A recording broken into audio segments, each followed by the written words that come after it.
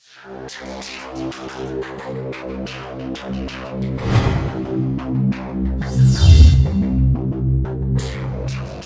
United States has suffered the indignity of invasion only rarely in its history. During the War of 1812, British troops overran Washington, D.C. and actually set fire to the White House. But for more than a century, no one else dared to trespass until the morning of December 7th, 1941. In the end, Japan paid dearly for its ambition, and American armed forces avenged their shame at being caught unawares. With the end of World War II, the Soviet Union emerged as America's most threatening adversary. The Soviet detonation of an atomic bomb in 1949 and the sheer size of its armed forces kept the United States military in a perennial state of alert. In July of 1952, during the administration of Harry Truman, Washington, D.C. appeared to be the target of airborne intruders. But the prowlers weren't Soviet fighter planes. They seemed to be UFOs. Perhaps the most important sighting of all time was the so-called Washington merry-go-round. On 2 weekends in 1952, July 19 and 20, and July 26 and 27, UFOs were tracked by radar and seen by numerous individuals over Washington, D.C. and its environs. People at Andrews Air Force Base and at Washington National Airport went outside and could actually see objects in the sky that matched positions of blips on the radar scopes. And the net result of it was, for a couple days there, UFOs seemed to have had their way over the skies of Washington. On the third day of the sightings, as operators tracked the mysterious signals, curiosity suddenly turned to panic. The objects were heading toward the prohibited airspace over the Capitol and the White House itself. The Pentagon ordered jets from an airbase in Delaware to intercept the intruders. Al Chop was the Air Force's civilian spokesman on UFO issues. He was called to the radar room at Washington National as the dramatic incident unfolded. We were observing about 4 or 5 known flights and about 12 to 14 UFOs. And we saw the flight coming in from Delaware. We could see them on the radar scope, and the moment they came on the scope, all the UFOs disappeared. The fighter planes patrolled the empty skies for some 20 minutes, but there was nothing to intercept. However, when the jets returned to base, the UFOs promptly reappeared on radar. And then when they came back, after the interceptors left, the fact that they immediately came back on the scope, I was very apprehensive. Again, jets were sent aloft. One pilot reported seeing the UFOs, which he described as blue and white lights. Then he reported that they were closing in. We could also see them on the radar scope, and we could see his return and the unknowns grouping around him. And he said, "They're all around me." And then he said later on, "What shall I do?" Well, what could we tell him? After a few minutes, the UFOs pulled back and then disappeared. The standoff was over. However, the extended episode had stunned the nation. That sighting has never been adequately explained.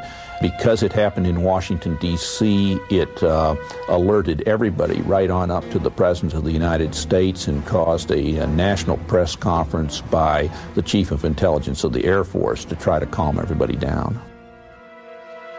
We have received and analyzed between 1 and 2,000 reports that have come to us from all kinds of sources. Of this great mass of reports, we have, as of date, come to only one firm conclusion, and that is that it does not contain any pattern of purpose or of consistency that we can relate to any conceivable threat to the United States. General Sanford went on to explain that the sightings were merely an atmospheric anomaly, an inversion layer. Radar signals had bounced off this layer and picked up ground images of cars and buildings. Somehow, experienced radar operators at 3 different locations had misidentified them as UFOs. The press dutifully took down the story. They bought the explanations. It was still standard practice, and it was for many years, to accept whatever the government said about flying saucers, no matter how foolish it was when you looked at it carefully. The people at Washington National Airport and at Andrews were expert radar people and personnel. They'd been there for many, many years and could easily differentiate between ground clutter and true metallic objects. I mean, if they couldn't, they shouldn't have been radar operators. The senior radar air traffic controller at Washington National Airport, Harry Barnes, wrote his own account of the so-called Washington merry-go-round. He describes the objects as making right-angle turns, as hovering, as reversing their course and moving back upon their path. One radar tracked the objects as moving at approximately 7,000 miles per hour. He had never seen objects maneuver like this in his years of being over a radar scope. He didn't know what they were. There were a few others who did not believe the objects were simply a product of unusual weather conditions. At that time, I was convinced that these things were interplanetary machines of some kind, mainly because of what happened that night in the radar room at Washington National Airport. I'm convinced that those objects were real. We don't know what they are, and we don't know where they come from, but they are there. Of course, it's entirely possible that the military didn't really believe its own explanation of the UFOs. No fighters could catch up with these things, and they outmaneuvered the best that the military had to throw at them. Obviously, the people who were in charge of Air Force projects and Air Force intelligence at this time were not idiots. They were very, very smart people, as they are today. And I think they probably thought, once they appeared on Washington, oh my God, this is the holiest of holies. Now they're hovering around the White House and the Capitol. What can we do? Well, the answer turned out to be that they could do absolutely nothing. But it probably had to provoke a whole lot of consternation in official quarters. I can't believe that they wouldn't have been interested in, at some level, trying to find out what is going on. It's a national defense concern. There was a technical report that said it's the most classified subject in the United States, even more so than the H-bomb. That's going pretty far. That's taking it very seriously. In the decades after the Washington National incident, aerial sightings were reported more frequently and all across the country. Some episodes were even recorded on tape. Dark 05, 327.1, 327.1. On March 25, 1995, 3 crew members on America West Flight 564 saw something unusual in the sky over Bovina, Texas. Cactus 564, go ahead. Yeah, off to our 3 o'clock. Get some strokes out there. Can you tell us what it is? Right now, I don't know what it is right now. It was 10:25 p.m. and the plane was cruising at 39,000 feet. The crew kept their eyes on a large object with flashing lights, visible below them. When they turned west, the object turned too. Here is the actual conversation between the flight's first officer and air traffic control. 564, did you pay that object at all on your radar? Cactus 564, no I don't. And talking to the 3 or 4 guys around here, no one knows what that is. We've never heard about that. But nobody's painting it at all? Okay, Cactus 564, say again? There's nothing on the radars on the other centers at all on that particular area, that object that's up in the air? It's up in the air? Affirmative. No, no one knows anything about it. Eventually, the object moved in front of an active thundercloud. When lightning flashed, the crew got a better look. What's the altitude about? I don't know, probably right around 30,000 or so, and it was a thrill that start them going counterclockwise, and the length is unbelievable. The airline crew was seeing something that ground radar was not picking up. Air traffic controllers alerted Cannon Air Force Base in eastern New Mexico to check if military aircraft, or perhaps weather balloons, were known to be in the area. Cannon 21. Cannon, go ahead. Hey, do you guys know if there was anything like a tethered balloon or anything released that should be above tie band? No, we haven't heard nothing about it. Okay. Guy at 39,000 says he sees something at 30,000 that the length is unbelievable and it has a strobe on it. Uh-huh. This is not good. Okay. What does that mean? I don't know. It's a UFO or something. It's that Roswell crap again. The desert just outside Roswell, New Mexico, was the site of a mysterious aircraft crash in July of 1947. Some 50 years later, the name Roswell had become synonymous with UFOs. And like Roswell, the experience of Flight 564's crew is still unexplained. Though crew members stick to their story, they prefer to remain anonymous. There's a lot of confusion, a lot of hesitancy about even reporting something like this, even in FAA, even in military. They're going to think we're crazy. I don't want to be grounded. I'm risking something here, and a lot of airline pilots feel that way too. Why should I report this? I don't want to be under a medical microscope here. I'm not losing my mind. Airlines don't like to employ people who see strange things. If you have a reputation in your company or your Air Force squadron as being the guy who saw the UFO from your F-18, I'm not sure I want to fly wing with him, you see. It's a subtle thing. Again, it goes back to denial. It's easier just to deny it and to say, all right, he's an oddball. Or she just saw something that just couldn't be seen, so she's probably not as reliable as she should be. The fear of ridicule or retribution has kept many UFO eyewitnesses silent. Still, some do step forward, at times with extraordinary revelations.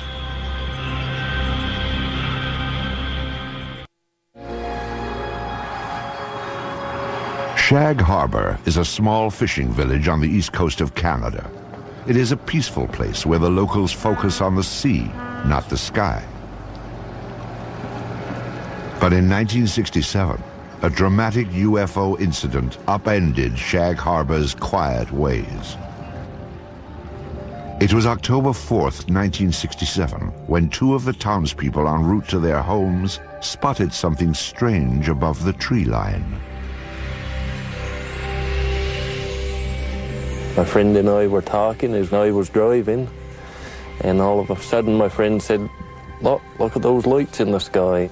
When we first seen them, they looked like they were stopped. Of course, we was driving in the car and we couldn't tell if they were stopped or if they were moving or what they were. And after we lost sight of it and we went around the corner, we gained sight of it for a few more seconds, then we lost sight of it again. I know I was scared when I first got out of the car because I wasn't very long getting into the house, like to get my father and get him to come out and have a look at it. And I was kind of hoping that it would stay there long enough for him to see it, and it did. And I come home and I told my mother about it, and first question, of course, was you drinking? And I said, no, I don't think so. Smith and Kendrick weren't the only ones to see the strange lights. Many of the locals watched as they flickered off and on. Suddenly, the luminous object turned on its side and plummeted into the harbor waters. Eyewitnesses rushed to notify the Royal Canadian Mounted Police, or RCMP. The people who initially arrived on the scene, the civilians who were called in to aid the RCMP, concerns were for survivors. Most people saw this thing occur from a distance, and it was initially thought that perhaps it was an airplane crash, but what the eyewitnesses saw, or in this case what RCMP officers saw when they arrived on the scene, there were at least 3 officers on the shoreline that at least saw a pale yellow light moving on the water. They all felt that it was something quite unusual. The RCMP officers were not alone in observing the mysterious object. They were surrounded by a small gathering of spectators. And we all seen it, the police seen it, and everybody was, I guess, startled by it, and nobody had None of the people that were there had ever seen anything like it before. And I know I hadn't. The witnesses stood and stared, mesmerized by the strange light on the water. Then, just as suddenly as it had appeared, the light vanished. A Coast Guard cutter was summoned, but local fishermen, already on board their vessels, headed for the spot where the light had last been seen. They were looking for survivors, but the only clue that anything had happened that night was a thick layer of an unknown substance. There was a great bubbly foam, and it was yellow. Nothing I had ever seen before. You couldn't smell no odor or anything. And we went about probably 3 lengths of the boat, and we ran out of it. And we turned the boat around, and came back into it, and we ran out of it again. The foam, like the lights, eventually disappeared. When it was obvious there was no further sign of distress, the search ended for the evening. By the following morning, the RCMP had already made contact with nearby military bases. They were hoping to find a reasonable explanation for what they'd seen. There was none. This left the small town of Shag Harbor to become big news. It's a headline story throughout the North American press and beyond. And in that, it was said quite clearly, there were statements made by personnel at Canadian Forces headquarters in Ottawa saying that, yes, indeed, we are searching for the crash of what we believe to be an unidentified flying object. This is one of those rare cases where something indeed real has gone into the water, and it's not an aircraft, and it's not space junk. This was an official statement. Canadian Armed Forces clearly stated that the object was officially a UFO. But the question of where it went after hitting the water was still a mystery. Canada's Department of National Defence was determined to find out. Military authorities ordered an underwater search. Within hours of the sighting, a Navy diving team was bobbing off the shores of the tiny fishing village, scanning the harbor bottom for debris. Meanwhile, Shag Harbor residents were stunned by what was happening in their small town. Those who had been the first to witness the lights were quickly gaining notoriety. Everybody teased me a lot about seeing Martians and all this stuff, but I believe I see something. I did see something, there's no question about that. And what it was, that I don't know, but it was something. It was definitely something. The people of Shag Harbor had no expectations. Roswell, although it occurred in '47, did not become, a story and a case until almost into the '80s, at least until '78. And they weren't influenced by that. Shag Harbor stood alone. Nothing was found during the Navy's 3-day vigil. On the 8th of October, the search was canceled. Media interest began to wane, and life in Shag Harbor settled back to normal. But researchers now claim there is more to this incident than originally revealed.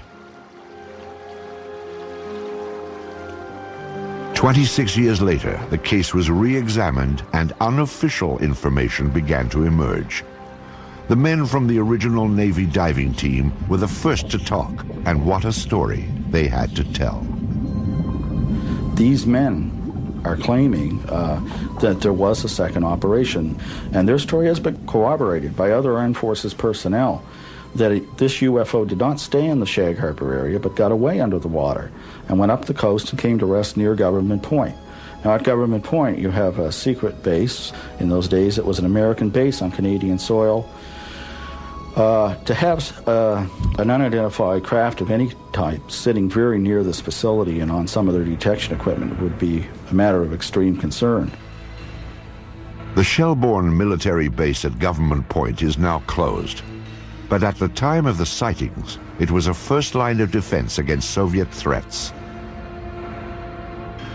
Here, American forces monitored for submarine activity using a sensitive underwater grid. According to the unofficial story, an object triggered the detection device and a flotilla of Navy vessels responded. From our best information, 6 to 7 ships camped over the object for about a week, keeping an eye on it. Divers went down on it. One diver in particular makes no bones about it that this thing was an unidentified flying object, and there were things on it. And as the men put it, there was still activity in these crafts. And they're absolutely certain that it was nothing from this earth, that it was a UFO. So this does go beyond the official record by quite a stretch. According to researchers, other eyewitnesses have come forward, making this story difficult to dismiss. So what evidence do we have of this happening? We have 3 to 4 people that tell us the story that this did happen. We've got the integrity of the witnesses, but that's, witnesses are, we don't have the smoking gun, that's for sure, but I think we probably have the gun, but we just don't have the bullets. The unofficial story may never have confirmation, but it most certainly is complete. There is a beginning, a middle, and according to investigators, a surprising end. One of the things I enjoy most about the story is its end, because I suppose you could say, ufologically speaking, it has a happy ending, unlike most of these stories. After these ships sat over this object for a week, the UFOs start moving again while still submerged under the water and move down the coast of Nova Scotia and out into the Gulf of Maine. Once in the Gulf of Maine, they surface and fly away. This was a genuine UFO event. And what does that mean? Yes, it was an unidentified flying object, but beyond that, it means that it's nothing conventional. There are certainly aspects of this that you cannot explain or explain away. There is another episode involving a top-secret base, but this time, a high-ranking officer did come forward and sound the alarm when UFOs penetrated secure military airspace. Weather balloons? Swamp gas? A flock of birds? The planet Venus? These are some of the UFO explanations proposed by the military over the years. Ironically, some of the most unusual UFO episodes have been reported by military personnel, perhaps because they are trained to carefully observe their surroundings. Or maybe there is something on military bases that is of interest to UFOs. Of all these troubling accounts, few compare with the experience of 2 of the world's most technologically advanced countries, the United States and Great Britain. This was Bentwaters Air Force Base, located 140 miles north of London. The Rendlesham Forest stands just outside the base. Bentwaters is now abandoned, but before the Soviet Union broke apart, it was a hub of top-secret activity. This was a joint base, shared by both the United States Air Force and England's Royal Air Force. It was also a place that played host to some of the strangest sightings ever reported. I think the Bentwaters case is sort of a mainline, hardcore UFO case because it involves intelligent, educated people who are used to dealing with high technology. They're guarding it and securing it on their own base. They know aviation, they know weaponry. With security police who are trained to be good observers, they have to write all kinds of reports and defend what they say. And these people were puzzled, totally baffled by what they observed. During the Cold War, Bentwaters was the largest tactical fighter wing of the free world. Perhaps its most noteworthy period came in December of 1980, when both the military and the local townspeople watched a dramatic UFO episode unfold. Some say it even rivals the Roswell incident of 1947. It was a cool, clear winter night when suddenly unfamiliar bright lights were spotted in the sky. They sort of went up and down and moved sideways. They went this way and that, and moved about. and this was fascinated. So I opened the front door and walked out into my front yard and to get a better view. And my house was right at the end of the runway. So I stood there looking at them and I thought, it can't be aeroplanes because I'd landed in the forest. Suspicious activity around the top-secret Bentwaters Air Base was always closely monitored. That night, neighbors could tell that they were not the only ones to experience the unusual episode. I stood there for a few minutes to see what anything else would happen, and I could hear the commotion on the base. The wind was in that direction. I could hear people shouting, calling, and vehicles start up, and I wondered what the commotion was. 3 military patrolmen had also reported unfamiliar lights shining from within the forest. They requested and received permission to investigate beyond the base perimeter. As required, the 3 military police officers filed a report about what they'd seen. I went in to collect the police blotters, the activity from the previous day and previous night, and the desk started laughing when I walked in. And I knew something interesting happened, and he told me by name the 3 individuals and said they were out in the woods chasing UFOs all night, and laughed, as though he didn't believe it. The sighting became a hot topic on the base. Though it was a source of amusement at first, the incident was taken somewhat more seriously as the hours ticked by. There was concern in the powers to be, so to speak, on the base, not so much from the incident that occurred, but the ramifications and the distraction, I guess is the best way to put it. Because a lot of those security policemen were guarding some very, very important materials and had a very, very responsible job. In order to get the base back to normal, the military brass dispatched a team of their own police to investigate. They hoped to find a reasonable explanation for the strange lights. But what they found only heightened concerns. The next day, several of the police went out to the area and did find indentations on the ground, and they called the British PCs, the British police, who came out and wrote it off as hens nesting and rabbits burrowing.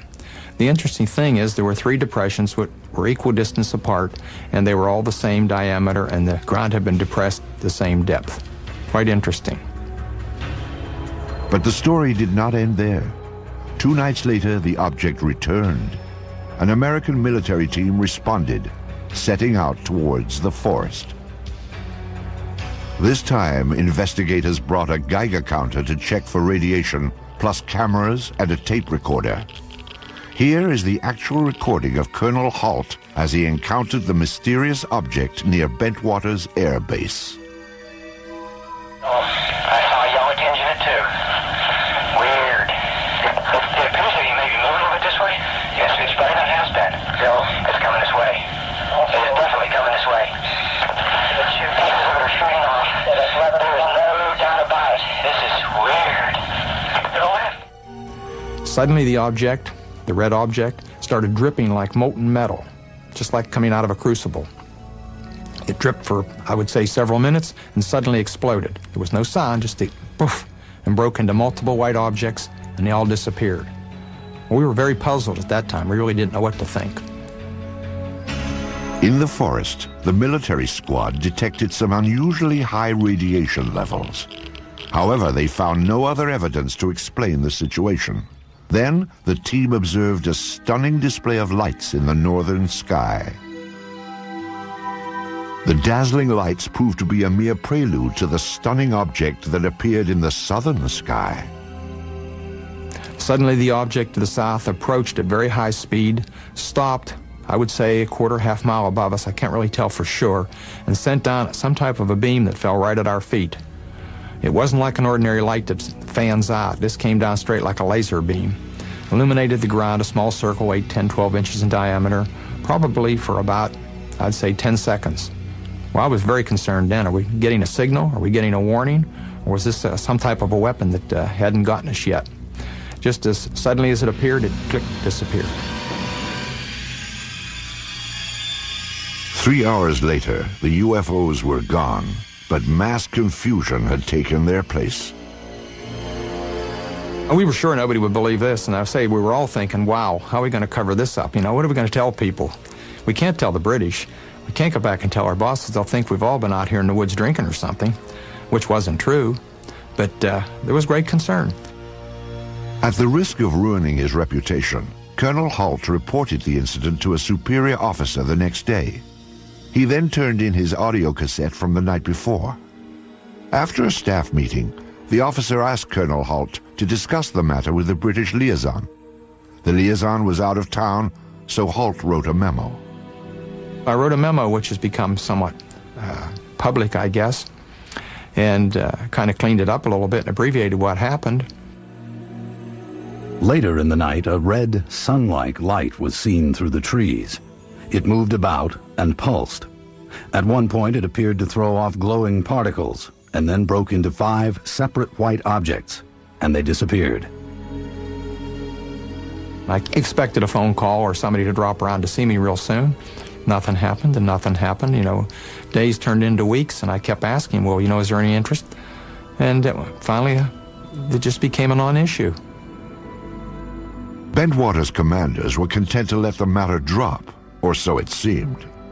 But subsequent events would suggest that both the British and the American military regarded the incident at Bentwaters with the utmost gravity.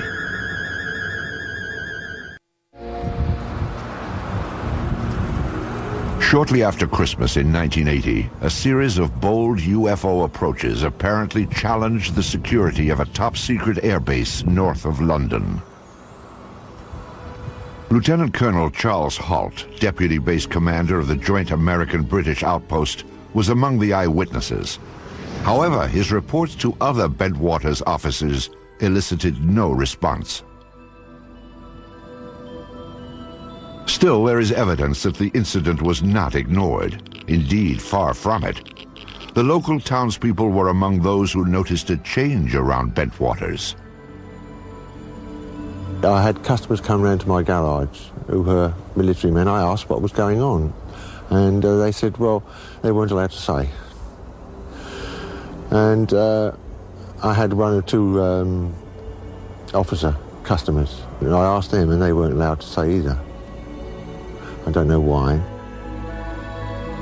British UFO researchers Dot Street and Brenda Butler attempted to interview eyewitnesses, but were barred from the base. They didn't say it was a UFO, they said something had happened in the forest. And when we came down and we actually tried to interview people, we were just stopped. A breakthrough came for the UFO investigators when military personnel began to reveal a bizarre story that included more than just the sighting. They claimed an alien craft controlled by extraterrestrials landed in Rendlesham Forest and made contact with American officers. These curious reports have been ignored or denied by government and military officials. Despite this dismissive reaction, some say that the armed forces were keenly interested in the events at Bentwaters. People did investigate. They did it from an arm's length. I was never formally debriefed, and I can't, to this day, can't believe that. I do believe some people crept around the base, so to speak. I do believe there were multiple agencies with a great deal of interest that probed discreetly. I can't explain. I've had people indirectly approach me trying to pry information out and to find out what was going on. Military officials offered only conventional explanations for the extraordinary reports. Among them, that a satellite had fragmented as it re-entered the Earth's atmosphere. I can't rule out that a satellite didn't fall, or a portion of a satellite didn't fall in that area, but how would one account for the object moving through the trees? And the objects in the sky, they did not fall down. They stayed in the sky and moved about in sharp angular patterns, and there were 3 of them. And indeed, it does seem that some space debris did come through at around about the time concerned. But it should be remembered, of course, that the Bentwaters incident occurred over a series of nights. Another explanation for the sighting was refraction of the beam sent out by a nearby lighthouse. Clearly, something extremely unusual happened. The skeptical explanation that it was the lighthouse light reflecting strangely through the woods doesn't make any sense, because why hadn't they encountered that problem before since? If it's this lighthouse, the atmospheric conditions would have been such that at some other point it would have happened, but it never did. So you have something going on there that is inexplicable in the mundane. You've got very credible people who are charged with guarding a facility who cannot explain it, and if these people are incompetent, we'd better get them out of there. But none of the military personnel said to be involved were removed from the base. And publicly, it seemed both American and British officials were not anxious to pursue the matter any further. The corporate view of the British Ministry of Defence about the Bentwaters case is simply that the case was looked at the time and was not judged to be of any defence significance. Well, I've not seen that borne out by any analysis. It certainly seems to be an example of bureaucracy gone mad if you have something like this happen and people blandly say it's of no defence significance. Years later, the official position concerning the Bentwaters incident was revisited. This time it was brought before Parliament by no less than a former British Chief of Defence, Lord Hill Norton. Either the Americans, and indeed the deputy base commander, were hallucinating, or they believed that something had landed there, and they had taken photographs and records of it. In either event, it must be of interest to the defense of the United Kingdom. Despite such pronouncements, the military kept quiet about the incident at Bentwaters. Oh, there's no doubt in my mind it was some type of a cover-up. And I think there were some misleading stories put out. Somebody didn't want the general public to be aware of what had happened. Some 2 decades later, all physical evidence supposedly gathered during the incident is missing. No photographs have been found, although 3 separate search teams took pictures.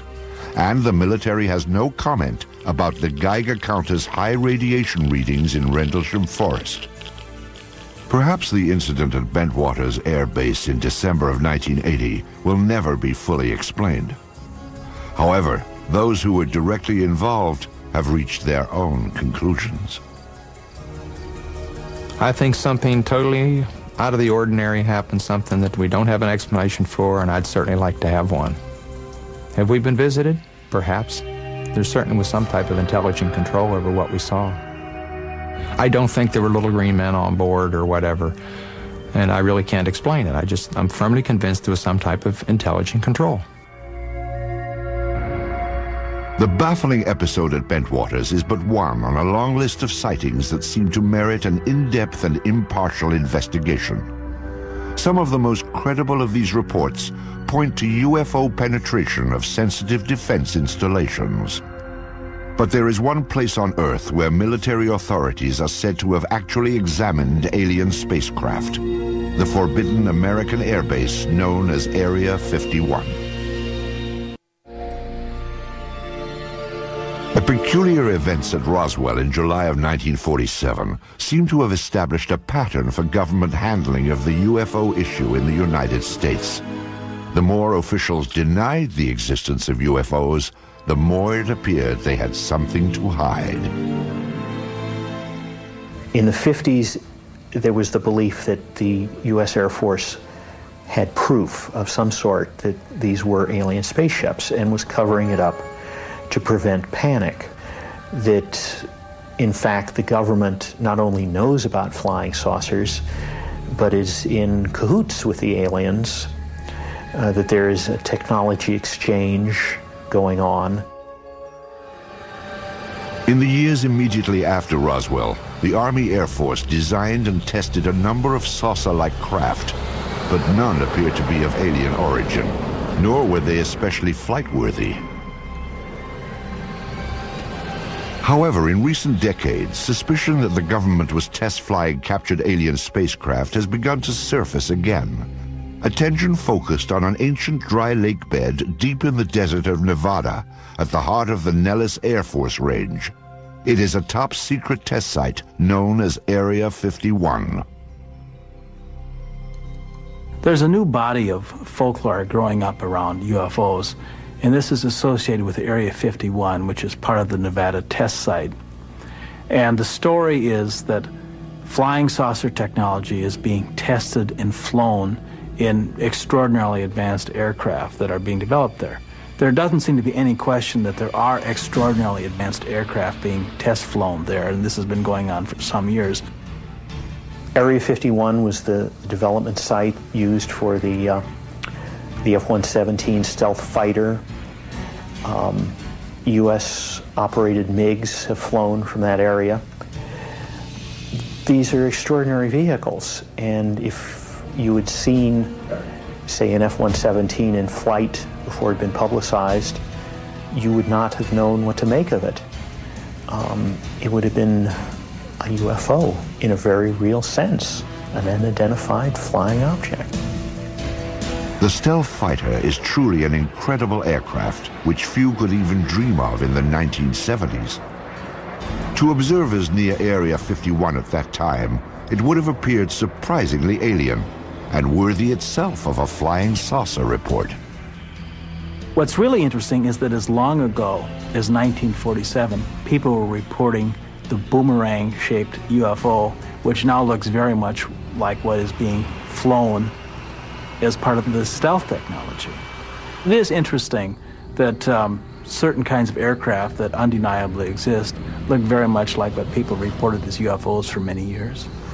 Some believe that the source of such technology is alien. If it is, then many trace the source back to Roswell in 1947 and the government's supposed cover-up of the spacecraft that crashed there. The sensational UFO stories associated with Area 51 have made this remote site a mecca for the curious. Visitors to this spot are monitored from the restricted airspace above and by ground vibration sensors that detect their unwelcome approach.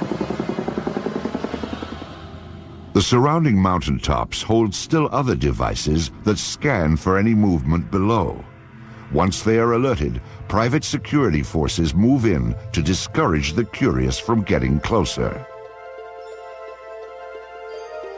For those who defy these measures, trying for a glimpse inside, there is one last chilling warning. Deadly force will be used if you come any closer.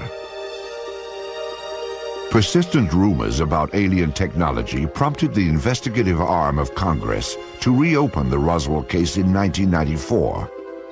The General Accounting Office, or GAO, searched for all records related to the events of 1947 and then issued a report on their findings. The General Accounting Office report is brief, like most of their reports, and it simply describes what they did to try to discover what happened in Roswell, which was contact the usual suspects, the CIA, the FBI, the National Security Agency, and so forth, and ask if they had information on Roswell, and ask to see certain records there. But essentially, they couldn't find any documents on Roswell at all, period. In fact, the GAO revealed that every document relating to Roswell had been destroyed illegally. When you really look carefully at the phenomenon, there's no question that some UFOs are alien spacecraft, that some government officials have known this since 1947, and this is the biggest story of the millennium. Also, I think we need a new generation of journalists who will give this story the attention it deserves. If we spent 1/10 the effort that was spent on Monica Lewinsky on getting to the truth about flying saucers, we all know what was going on in 6 months. Who was responsible for destroying the Roswell papers? No one has yet been named. But now the years are passing, and those who hid the truth about UFOs may never be identified. Perhaps the more important question is, what were they trying to hide?